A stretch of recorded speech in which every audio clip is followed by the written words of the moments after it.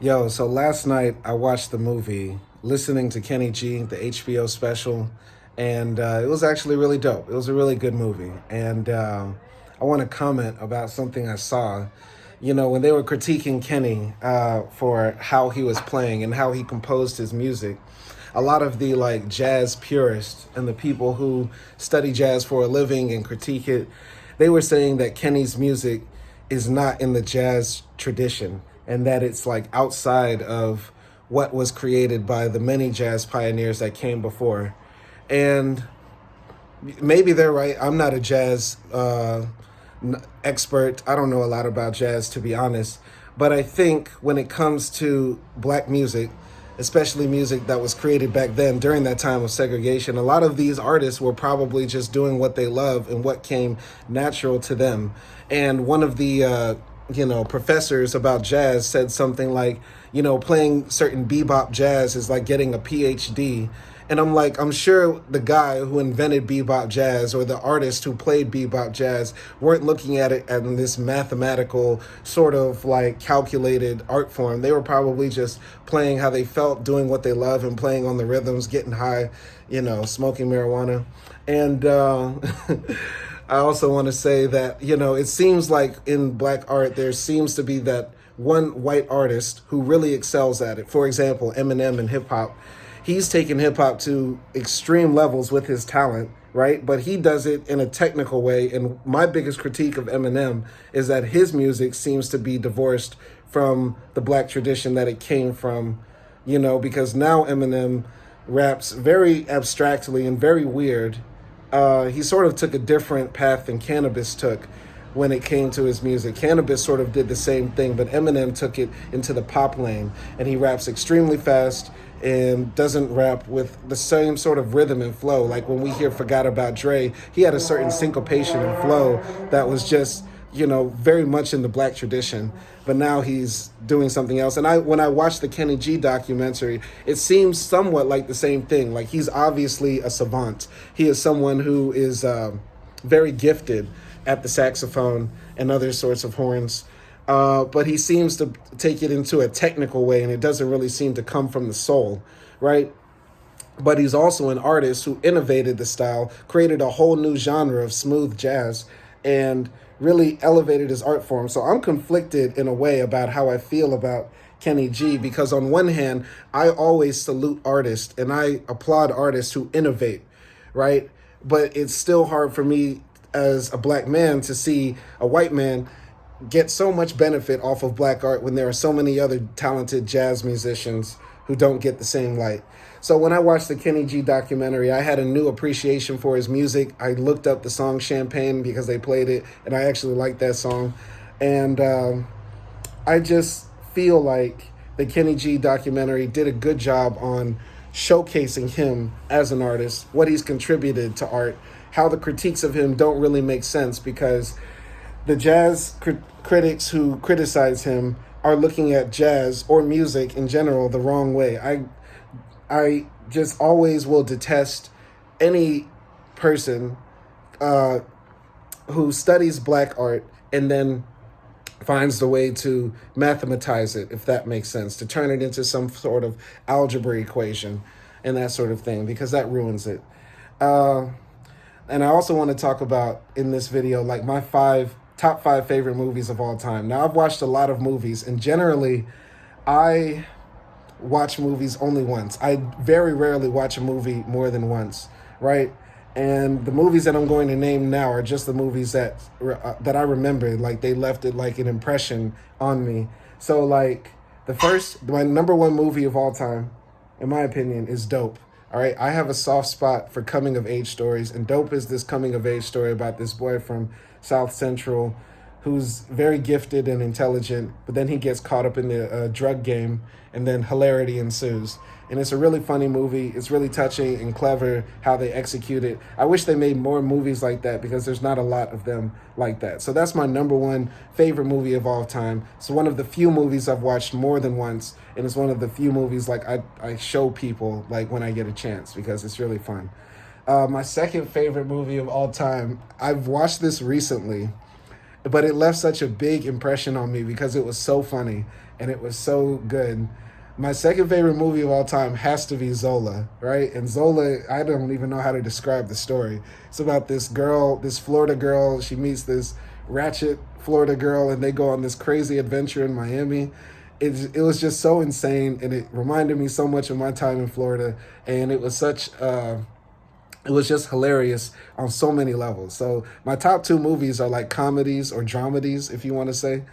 And Zola is definitely up there. I need to watch it again, but it left such a big impression on me. It was really good. I think my third favorite movie of all time, and I've only watched this one once, but it left a really big impression on me. It's called Allende, and it's about the story of Salvador Allende during his last day or two when he was alive. And in the movie, he's holed up. He was the president of Chile, and basically he was killed in a coup. But he was like the only president that I can think of that, died for his beliefs in the president's office, busting his gun. Like, he was really about that life. And it left a really big impression on me because it's sort of the tragedy of socialism, and he's one of our martyrs. I'm not really a socialist, but he's one of the martyrs of socialism. And to see such a beautiful movie made about his life in those last few hours was really good. I really like that movie. I highly suggest it, and I want to watch it again. My fourth favorite movie of all time, this is where it gets spicy because I really had to dig in my mind and think about what movie I really like the most. And my fourth favorite movie is called The 24th, right? And I saw this one recently too. And The 24th is the true story about this, how can I say this? This regiment of black soldiers. They were going to be the first black soldiers ever to go fight in Europe. They were training in Houston. But then, of course, fuckery. I'm sorry. I told myself I wasn't going to cuss on my channel anymore. But in this black regiment in this racist town in Texas, as they're training to become soldiers, some drama happens. I think there's one of the white citizens of the town is killed. They blame the black soldiers, and then the whole town turns into a racist mob to come and lynch these black soldiers, but then they fight back. Eventually, of course, well, I'm not going to give away the rest of the story, but it's such a tragedy, but it's still such a beautiful story. And there are very, very, very, very few movies where they show black men showing resistance to white supremacy. And it was such a great movie at that. I wanted to also say a shout out to Goodbye, Uncle Tom. It's such a great movie, too, because it shows like the real brutality of the transatlantic trade. And that movie left a big impression on me. But I feel like The 24th is a better story to put in the canon of like my favorite movies. And this list could change, honestly. But The 24th is probably my fourth favorite movie, and I want to watch it again. But I don't want to cry when I watch it again. And I think my fifth favorite movie of all time would possibly be Carlos, okay? And Carlos, I need to watch it again. I watched it once, but it left a really big impression on me too. And Carlos is always like in the back of my mind as like I'm traveling the world and stuff. It's about this guy who's like, it's based on a true story. This guy fought for the PLO, the Palestinian Liberation Organization, and he hijacked planes and did terrorism and high crimes all over the world and seemed to get away with it and lived like this extreme like international spy life, terrorist life, fighting for righteous causes. It was really dope. It was a really amazing movie when I saw it the first time. It was really long. I think it was about 3 hours, but I was glued to my chair watching it. And it was, that's probably one of the movies that left the biggest impression on me. So those are my top 5 favorite movies. Dope, Zola, the third one. What was the third one? I forgot. Dope, Zola. Allende, The 24th, Carlos. If you haven't seen those movies, go check them out. And now I have an idea for a movie or a book. I think this would be a good idea for a book or a movie. All right. Imagine in this world, the CIA, right, is a failing government agency, right? They can't do the things that they usually do, like get rid of dictators, destroy democracies, assassinate political leaders that they don't like. They're failing at their job, and one of their biggest failures is they're not able to kill this, this terrorist in the Middle East. They botch the whole thing, and it becomes an embarrassment for the CIA. And this is happening in the current day, right? This is when the timeline happens. So the organization is just full of social justice warriors. The organization is just the organization of the CIA is like very like progressive and left leaning, right? And there's just total discord because like it's like all of the problems of the social justice warriors today are like in the CIA, and all the internal infighting that happens on the left is happening in the CIA, right? So the president at the time is about to just shut down the CIA because they're becoming an embarrassment to the nation until his vice president begs him to put in control of the CIA this old school, 1950s style general who's going to lead the CIA back into their glory, right? And this old man, he's like how Captain America came out of the icicle and was brought into the modern day.